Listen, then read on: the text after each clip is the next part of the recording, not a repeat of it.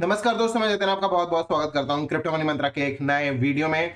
आज के इस वीडियो में हम यहाँ पर बातचीत करने वाले हैं क्रिप्टो करेंसी मार्केट में, जो आज हमने बिटकॉइन के अंदर जोरदार उछाल देखी है। बिटकॉइन का प्राइस $45,000 के भी ऊपर चला गया, नियर टू $46,000 भी बिटकॉइन का प्राइस पहुंच गया था आज। अब यहाँ पर हम बातचीत करेंगे कि आगे व्हाट इज नेक्स्ट। क्या यहाँ से मार्केट में प्राइजेस और ज्यादा ऊपर की तरफ जा सकते हैं? क्या बिटकॉइन का प्राइस $50,000 जा सकता है, या फिर आ सकती है कोई करेक्शन मार्केट के अंदर? इन सब चीजों के बारे में डिस्कशन करेंगे आज के इस वीडियो में। तो आगे बढ़ने से पहले आप शुरू से कहना चाहूंगा कि अगर आप हमारे चैनल पर पहली बार आए हैं तो सब्सक्राइब का बटन बिल्कुल दबा लीजिएगा, बेल आइकन को भी ऐसे दबा लीजिएगा ताकि आपको सारी नोटिफिकेशन मिल सके हमारे वीडियो से रिलेटेड। और साथ ही साथ इस वीडियो से जरूर लाइक कर दीजिएगा ताकि हमको मोटिवेशन मिल सके आप सब लोग के लिए ऐसे वीडियोस बनाने के लिए। तो चलिए दोस्तों, अब इस वीडियो को शुरू करते हैं। दोस्तों, यहाँ पर आज हम देख रहे हैं कि मार्केट के अंदर उछाल तो बहुत ही तगड़ा आया है यहाँ पर, लेकिन साथ ही साथ यहाँ पर आप सब लोगों को बता दें कि यहाँ पर कुछ कुछ चीजें ऐसी हैं मार्केट के अंदर देखने वाली, जो कि यहाँ पर काफी इंपॉर्टेंट हो जाती हैं इस लिहाज से कि मार्केट फर्दर ऊपर जा भी सकता है या फिर यहाँ से कोई रुकावट बन सकती है। उन सबके रीजंस भी मैं आपको यहाँ पर बताऊंगा मार्केट के अंदर।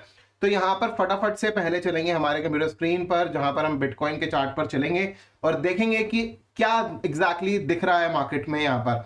तो ये रहा बिटकॉइन का चार्ट, जहां पर हम देख सकते हैं कि एट प्रेजेंट जो बिटकॉइन है वो यहाँ पर $45,000 के ऊपर ट्रेड कर रहा है, 45,008।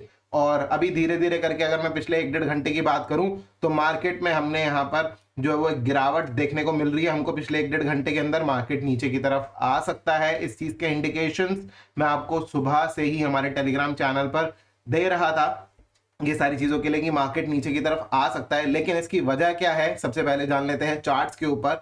तो देखिए, चार्ट्स पर हम सब लोग यहाँ पर जानते हैं कि मार्केट में सिनेरियो कुछ ऐसा है कि प्रीवियसली भी हम अगर देखेंगे तो मार्केट के अंदर जो यहाँ पर रेजिस्टेंस जोन है, राइट, आप सब लोगों को मैंने पहले भी ये चीज बताई थी कि देखिए लास्ट टाइम जो मार्केट ने यहाँ पर रेजिस्टेंस लिया था, अगर हम यहाँ पर देखेंगे कुछ इस तरीके से, तो ये देख सकते हैं कि ये एक जोन था जहां पर विक ऊपर नजर आ रही है, राइट। और ये जो जोन था अराउंड अबाउट 46,800 से लेकर वैसे तो, और ये कुछ जोन था जो कि बेसिकली यहाँ पर रेजिस्टेंस जोन था। उसके बहुत नजदीक पहुंच चुके हैं हम, हो सकता है कि थोड़ा बहुत ऊपर और चला भी जाए, लेकिन हम रेजिस्टेंस के काफी नजदीक पहुंच चुके हैं, 46,000 के बहुत नजदीक पहुंच चुके हैं, ये जोन के बहुत ज्यादा नजदीक आ चुके हैं, राइट। तो यहाँ पर एक शॉर्ट टर्म करेक्शन पॉसिबिलिटीज है कि आ भी जाए, कोई बहुत बड़ी बात नहीं है।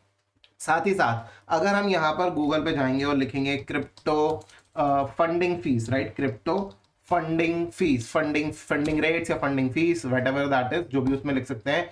तो यहाँ पर ये पहला पहला लिंक आता है, इसके ऊपर क्लिक करेंगे एंड यहाँ पर कुछ चीजें देखने को मिलेंगी। आप सब लोगों को भी दिखाते हैं फटाफट अपनी स्क्रीन पर कि किस तरीके से funding fees across the exchanges, सारे एक्सचेंजेस पे किस तरीके से फंडिंग फीस चल रही है, कितनी कितनी फंडिंग फीस हाई हो चुकी है। तो देखिए यहाँ पर ये जो फंडिंग फीस है ये 0.0591%, राइट, इतनी भयंकर फंडिंग फीस लग रही है। इसका मतलब क्या होता है फंडिंग फीस का? देखिए, जो फ्यूचर्स कॉन्ट्रैक्ट्स हैं, जो कि बेसिकली परपेचुअल कॉन्ट्रैक्ट्स है, वो कभी एक्सपायर तो होते नहीं है। तो ऐसे सिचुएशन में ये जो कॉन्ट्रैक्ट्स है जब एक्सपायर नहीं होते तो इसमें एक फंडिंग फीस लगाई जाती है ताकि जो ट्रेड्स है वो बैलेंस्ड रहे, राइट, कभी ज्यादा कभी कम, अगर हो भी रहे लॉन्ग्स ज्यादा कभी शॉर्ट्स ज्यादा, तो उस चीज को बैलेंस कर सके मार्केट, इसीलिए फंडिंग फीस लगाई जाती है।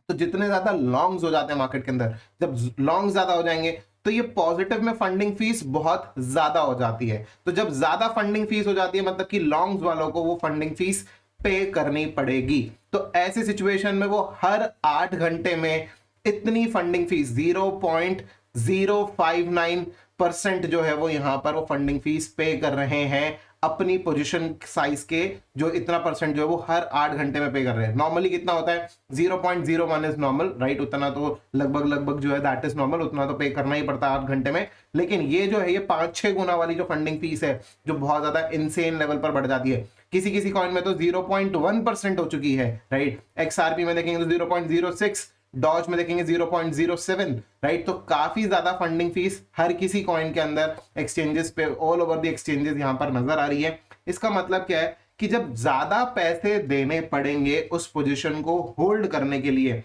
तो कोई भी बहुत ज्यादा स्पेंड नहीं करना चाहता है किसी भी पर्टिकुलर पोजीशन को होल्ड करने के लिए। तो अगर पैसे देने पड़ेंगे तो सिचुएशन क्या बनेगी कि वॉलेट बैलेंस तो कम हो रहा है ना उसकी वजह से, चाहे प्रॉफिट आ रहा हो या ना आ रहा हो, लेकिन उस सिचुएशन में वॉलेट बैलेंस कम होता चला जाएगा क्योंकि फंडिंग फीस देनी है। तो अगर सोच के देखिए कि आपको सिर्फ एक पोजीशन को होल्ड करने के लिए ज्यादा पैसे देने पड़े, तो उस सिचुएशन में क्या आप उस पोजीशन को होल्ड करेंगे सिर्फ होल्ड करने के लिए? तो ऐसे सिचुएशन में आपको भी लगेगा कि नहीं बहुत ज्यादा पैसे देने पड़ रहे हैं, इसको काटो ताकि प्रॉफिट जो है वो यहाँ पर जब मिलेगा तब मिलेगा, लेकिन अभी जो है इसको काटो। तो ऐसे ही बाकी सारे लोग भी जो है यहाँ पर अपने लॉन्ग्स क्लोज करते हैं। जब लॉन्ग क्लोज करते हैं उस सिचुएशन में होता क्या है कि मार्केट जो है वो यहाँ पर धीरे धीरे करके गिरने लगता है। So this is the reason जिसकी वजह से मैं आज सुबह से ही यहाँ पर अपने टेलीग्राम चैनल पर भी ये चीज और हमारे व्हाट्सएप ग्रुप में भी मैं रेगुलरली ये चीज बोल रहा हूँ कि देखिए मार्केट जो है यहाँ से गिर सकता है, यहाँ पर सिचुएशन कुछ ऐसी बन रही है। और साथ ही साथ अगर आपने नोटिस किया हो, कल जब 1 तारीख थी मार्केट पंप होना शुरू हुआ, 42,200 के आसपास से मार्केट जो बीटीसी पंप होना शुरू हुआ। उसके ऊपर अगर हम देखेंगे तो आज 45,000 के ऊपर चला गया, 46,000 के भी बहुत नियर आ गया, लेकिन मार्केट में नीचे की तरफ एक जरा सी भी विक अभी तक है ही नहीं। ईयर स्टार्ट हुआ, ईयरली कैंडल स्टार्ट हुई और मार्केट पंप, राइट, सीधा पंप हुआ और उसके बाद नीचे की तरफ कोई विक है ही नहीं। लेकिन अगर हम यहां पर चलेंगे अपने बीटीसी के वीकली और डेली चार्ट के ऊपर, देखिए 45,000 के ऊपर तो जरूर चल रहा है अभी, लेकिन अगर हम इसी के साथ साथ अगर हम यहाँ पर 4 घंटे के चार्ट पर अगर हम चलें तो हमको एक चीज सबसे पहले नजर आती है कि एक ये जो पैटर्न बनाया हुआ था, जो कंसोलिडेशन जो जोन बनाया हुआ था, इसको आज ब्रेक किया है मार्केट ने, which is very good, that's fine. हो सकता है कि मार्केट यहां से थोड़ा बहुत और ऊपर की तरफ भी निकल जाए, राइट, कुछ इस तरीके से यहां पर मार्केट जो है वो रिएक्ट करे, कुछ इस तरीके से मार्केट रिएक्ट करे and then it can drop further, right, ऐसी सिचुएशन हो सकती है। Now what will be the trigger for the market, मतलब कि क्या ऐसी कोई न्यूज वगैरह आ सकती है या ऐसा कुछ हो सकता है? तो देखिए ETF अप्रूवल जो है समय पर पेंडिंग है मार्केट के अंदर। मैं आपको चार्ट दोबारा दिखा देता हूं, एक बारी के लिए दोबारा चलते हैं। तो देखिए ऐसा हो सकता है कि मार्केट यहां से अभी ये जो है इस तरीके से मार्केट ऊपर जाके इस जोन में, जो कि हमने जोन अभी थोड़ी देर पहले डिस्कस किया था वीकली चार्ट के ऊपर, उस जोन में आए और उस जोन में आने के बाद फिर फर्दर जो है वो ड्रॉप हो। क्या रीजन हो सकते हैं उसके बारे में मैं आपको बताने वाला हूं अभी। तो देखिए ऐसा हो सकता है कि सिचुएशन कुछ ऐसी बन सकती है कि ETF की जो न्यूज है, जो ETF अप्रूवल की बातचीत है, वो आप ट्विटर पर, टेलीग्राम पर, हर जगह पर देख ही रहे हैं कि ETF अप्रूवल की बातचीत चल रही है। क्या ये ETF अप्रूव होगा, नहीं होगा? वी डोंट नो कि ये अप्रूव होगा या नहीं होगा। लोग तो ऐसा बोलते हैं कि अप्रूव होगा और सारे लोग इस समय पर ऑप्टिमिस्टिक हैं इस चीज को लेकर कि यहाँ पर ETF अप्रूवल होगा और इसी वजह से ही यहाँ पर सब लोग लॉन्ग कर बैठे हैं कि ETF अप्रूव होगा, मार्केट जाएगा ऊपर, राइट। अब ETF अप्रूव हो या ना हो उससे कोई फर्क जो पड़ेगा वो बात की बात है, लेकिन जो यहाँ पर चार्ट्स बोल रहे हैं, जो फंडिंग फीस बोल रही है, वो ये बोल रही है कि देखिए बहुत ज्यादा समय तक मार्केट इन लेवल्स के आसपास टिक नहीं सकता, क्योंकि अगर इन लेवल्स के आसपास मार्केट अगर टिका तो सिचुएशन में लोगों को ज्यादा पैसे देने ही पड़ेंगे अपनी पोजीशंस को होल्ड करने के लिए।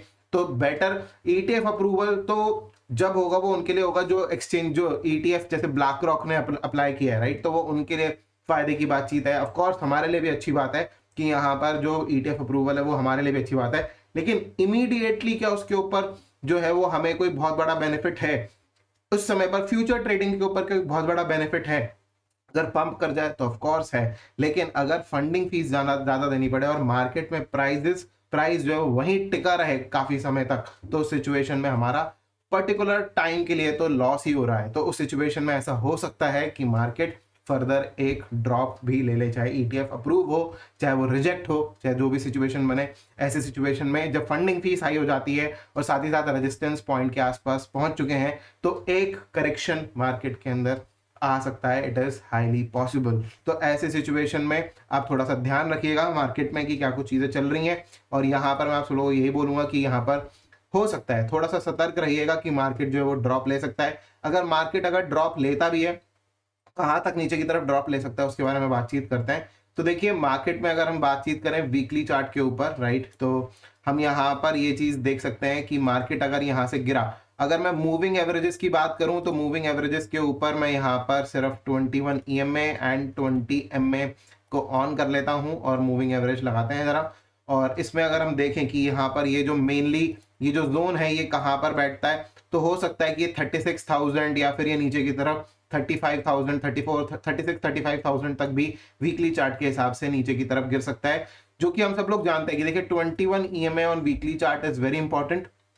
तो ऐसी हाईली पॉसिबिलिटीज बनती हैं कि अगर मार्केट अगर ड्रॉप अगर हुआ तो हाई चांसेस हैं कि यहाँ पर 37, 36 तक के लेवल्स भी मार्केट के अंदर शायद देखने को मिल जाए, और उसके बाद मार्केट यहाँ पर कुछ समय के लिए कंसोलिडेट करे इस जगह पर, and then market can go up again in like 55-60,000 वाले जोन, राइट। ऐसी सिचुएशन जो बन सकती है। सो लेट्स सी क्या कुछ होता है आने वाले वक्त के अंदर, बट मेरा मानना भी इस समय पर यह है कि मार्केट काफी एक्सट्रीमली पंप हो चुका है रेजिस्टेंस एरिया के आसपास। जो एक इमीडिएट रेजिस्टेंस है 46,800 से लेकर 48,200 के बीच में, उस लेवल में आने के बाद मार्केट जो है वो शायद एक बारी के लिए रिजेक्ट भी हो सकता है, राइट। तो इस चीज के लिए थोड़ा सा ध्यान जरूर रखिएगा। ऐसा मत करिएगा कि ETF के चक्कर के अंदर सब कुछ चीजें जो है वो भूल ही जाए और यहाँ पर सिचुएशन जो है वो हाथ से निकल जाए। तो ये सारी चीजें हैं जो कि यहाँ पर सिचुएशन समझ में आती है।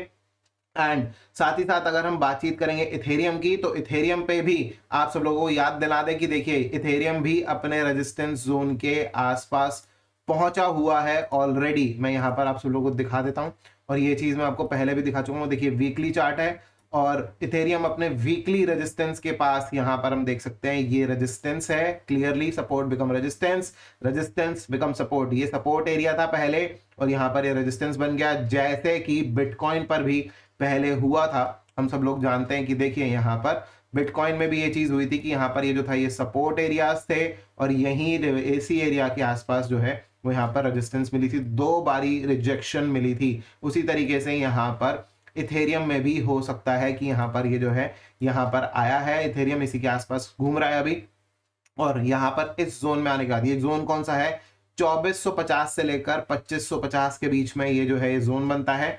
2450 से लेकर 2550 के बीच में ये जो है जोन बनता है। इसके बीच में यहाँ पर लोग जो है वो शॉर्ट करने की कोशिश करेंगे मेरे हिसाब से। जब यहाँ पे पहुंचेगा, हो सकता है इस वीक में, हो सकता है अगले वीक में, हो सकता है कुछ दिनों के अंदर यहाँ पर मार्केट जो है वो पहुंच जाए, and then market can drop further. थोड़ा सा इस चीज का ध्यान रखिएगा। एंड इसमें अगर करेक्शन अगर आई तो हो सकता है कि 2100 से लेकर नीचे 1900 के लेवल्स जो है वो पॉसिबिलिटीज जो मेरे को दिखती है कि 2100 से लेकर 1900 2000 तक के आसपास के लेवल्स जो पॉसिबिलिटीज दिखती हैं, यहाँ पर मार्केट ड्रॉप कर सकता है इथेरियम के चार्ट पर भी। तो फिलहाल के लिए दोस्तों आज के इस वीडियो में इतना ही। उम्मीद करता हूं कि आपको वीडियो काफी पसंद आया होगा, इन्फॉर्मेटिव लगा होगा, आपको यहाँ पर जानकारी मिल गई होगी कि चार्ट्स के ऊपर क्या कुछ चीजें दिख रही हैं, फंडिंग रेट्स किस तरीके से चल रहे हैं। हो सकता है कुछ देर के लिए यहाँ पर मार्केट कंसोलिडेट भी करे।